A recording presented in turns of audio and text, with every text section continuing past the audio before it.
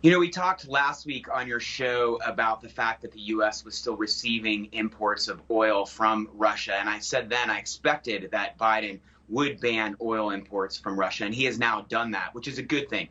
One of the things that the U.S. is doing with its sanctions strategy is it's ratcheting them up each day so that Russians feel like they're assaulted each day by something new, and they feel the stranglehold of U.S. sanctions in order to coerce Russia into backing off of Ukraine. But with respect to what else the U.S. can do, it needs to continue to ratchet up those sanctions, and it needs to try to support the Ukraine with more weapons. And we talked earlier about the MiG fighter jets that could come from Poland. And it's really important that Ukraine gets those MiG fighters. The reason they are MiGs and not, as Congresswoman May suggested, maybe U.S.-made fighter jets is because the Ukrainian pilots know how to fly Russian-made jets. So it's important that former Soviet Union bloc states provide those MiGs. So that's why they're going to come from Poland. They could also come from the Baltic states. Now, Poland wanted to ship them to Germany, which goes west rather than east, where they need to go in Ukraine.